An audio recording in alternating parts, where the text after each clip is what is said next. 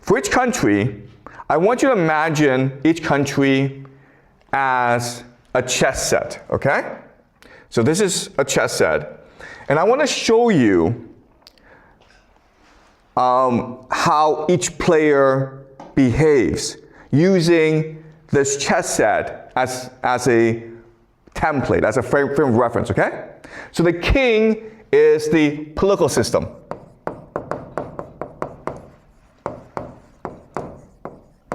All right? So the first idea to understand is that when you fight a war, you're not trying to defeat the other person's military. Doesn't really get you anywhere. What you're really trying to do is you're trying to put your opponent in check by attacking the political system. All right, and I'll show you how later on, okay? So the king is the political system. The queen is the grand strategy. The grand strategy is, again, how each player perceives geopolitics and how to best dominate geopolitics, okay? And then you have the bishop, the knight, and the rook. And these are the attack vectors. The attack vectors are your mechanisms, your tools for achieving your grand strategy. Right? And now you have the pawn. And the pawn are just that. They are sacrificial tools that you can use in order to advance your grand strategy, okay? You just throw them away. You don't really care. Okay, does that make sense? All right, so now let's apply this system to the 4 nation states. United States, Russia, Iran, and Israel. All right, okay. So, the United States, the political system, of course, is a democracy. And this is both good and bad, okay? It's good in that it allows for innovation. It allows for debate and openness and creativity, okay? So that's what's good about democracy. What's bad about democracy is the idea of polarization, okay? Polarization. Okay, why? Because in a democracy, you have different political parties. And they can reach a point where they just refuse to work together. And all they care about is destroying each other, regardless of the consequences for the nation in geopolitics. And this is what's happened in the United States so far, right now, where in America, Trump hates the Democrats much more than he hates the Russians or the Chinese or the Iranians, okay? All right, so the way you put America into check is by enhancing the polarization and causing a civil war. Okay, does that make sense? You cannot defeat America militarily. It is impossible to do so. The only way to defeat America is if you force it into a civil war that distracts it from the world, okay? So that is the American political system. Then the grand strategy. The grand strategy is called Greater North America. And the idea of Greater North America is North America by itself, it's a self-sufficient continental fortress. No one can invade it, no one can attack it, and it has all the resources it needs to survive. So all America has to do is unite North America and then cause chaos around the world. Okay? So what the trick is how to create unity in Greater North America, and the theory that they use is something called the technate. Right? And the idea of the technate is a democracy is inherently volatile and unstable. You're better off transitioning democracy into a technocracy ruled by the experts and ruled by AI. Okay? So basically, try to create an AI surveillance state, which is what's happening in America right now, okay? Something that we'll discuss in greater detail next week. All right, so now we go to the attack vectors of America. What are their tools and instruments in order to achieve the grand strategy? Well, the first major tool is digital technology, okay? Meaning that America has GPS satellites, it has precision weapons, it has the best air force in the world. It has aerial supremacy, okay? So technology is a very important tool. Then you have propaganda. Propaganda is basically America controls the world's most powerful media systems, including the New York Times, including CNN. Okay, and therefore it can control the narrative of the world. Now last is the US dollar. Okay? The US dollar is the world's global reserve currency, and therefore America has unlimited financing.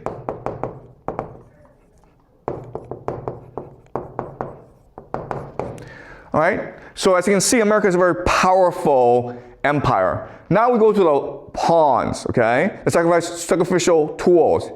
And so what America can sacrifice in order to achieve its grand strategy are its allies, which are essentially its vassals. All right? So that is the American system.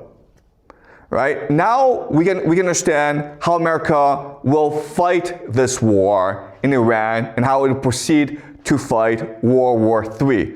Because grand strategy, it's just not only how a nation will go out to dominate the world, but it's also constraint on their behavior. They can only operate within the contours of their grand strategy. Okay, any questions so far? Okay, all right, so let us look over the Technate of America. So this is something that was proposed in the 1930s, and something that is being implemented right now in America by the tech bros, people like Larry Ellison, Sam Altman, Peter Thiel, Elon Musk. And the idea, of course, is to unite all of North America together in something called a Technate. Okay, the Technate is basically a force, sorry. The Technate is basically this means an AI surveillance state, okay? And this allows for cohesion and control. And once that's achieved, then North America becomes invincible. And it can create as much chaos as it wants throughout the world. The goal is to create chaos so that the world depends on you for weapons and resources and financing. Okay? And the idea is if the entire world is forced to buy weapons and resources from you, and you can lend money to them to do that, then you get rid of the $39 trillion debt. Okay? So I'm not saying that this strategy will work, but I'm saying this is how they approach it. All right. Now, something that is really important for us to understand is that a grand strategy, it is based on a culture of your society. Okay? Grand strategy is not something that you just make up. Grand strategy is an expression, a manifestation of your political system and your cultural system. And we can understand the cultural system through the books that are read in society, okay? So this is Western civilization right here. So these are 4 representative books of Anglo-American civilization. The first is Paradise Lost by John Milton, okay? And Paradise Lost is very important because it celebrates individual achievement. So Paradise Lost is about why Adam and Eve disobeyed God. And the argument of Paradise Lost is that Adam and Eve disobeyed God because they wanted godhood, okay? Because of their pride. And the thing about Paradise Lost is that when you read it, and we'll read a part of it together, you recognize that pride is a good thing because it allows us to approach godhood, okay? So it's not bad to want to be God. In fact, it's a good thing because it's what allows for progress. And Hamlet by Shakespeare is a book that celebrates individuality, individual reflection. Goethe's Faust is a book in which a scholar by the name of Faust, he makes a deal with the devil because he has an insatiable appetite for knowledge. And that's a good thing, okay? He's trying to achieve godhood himself. And this is the idea of Faustian. So Western civilization, especially Anglo-American civilization, is fundamentally Faustian. It's always about achievement. And it's insatiable achievement. And the last book I want to emphasize is The Fountainhead by Ayn Rand, which celebrates individualism. Okay? It celebrates individual achievement. So, to get a sense of the essence of Anglo-American culture, I'm going to read to you a passage from Paradise Lost. And this is where Satan, disguised as a snake, is trying to convince Eve to eat the fruit from the tree of knowledge, okay? And this is his argument to her. Why then was this forbid? Why did God tell you not to eat from the tree of knowledge? Why but to awe? Why but to keep ye low and ignorant, his worshipper? He knows that in the day ye eat thereof, your eyes that seem so clear, yet are but dim, shall perfectly be then open and cleared, and ye shall be as gods, knowing both good and evil as they know.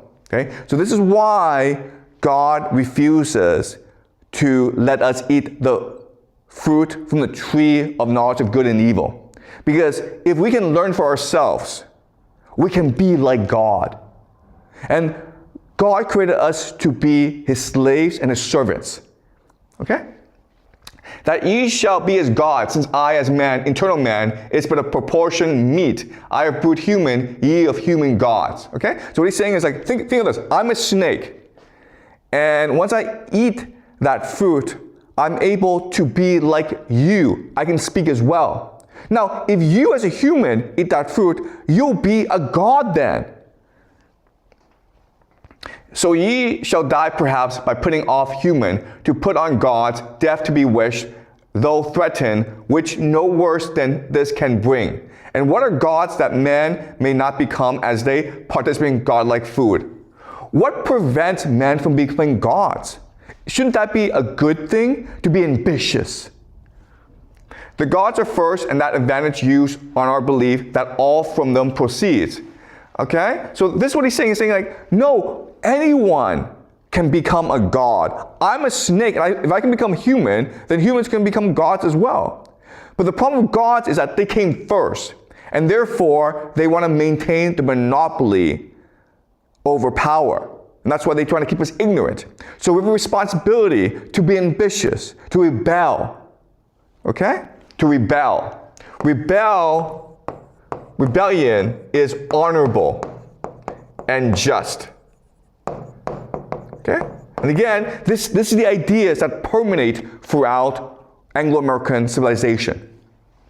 I question it for this fair earth I see, warmed by the sun, producing every kind, from nothing. If they all things who enclose knowledge of good and evil in this tree, that whoso eats thereof forthwith attains wisdom without their leave. And wherein lies the offense that men should thus attain to know? What can your knowledge hurt them, or this tree impart against his will, if all be his? Or is it envy, and can envy dwell in heavenly breasts? These, and many more causes import your need of this fair fruit. God is humane, reach them, and fairly taste. Okay? If there's a God that tells us we cannot eat the fruit, this cannot be the true God. Because a God, it has to be perfect. It has to be forgiving. It has to be generous. And a God that tells us we cannot do something, that denies us our free will, is a God that is jealous, that is petty, that is power hungry. And therefore we should rebel against this God. A rebellion against a tyrant is honorable and just. Okay? So it's a celebration of individual intellect through rebellion. And this is the basis of Anglo-American civilization, okay? And so Anglo-American civilization is based entirely on individual achievement.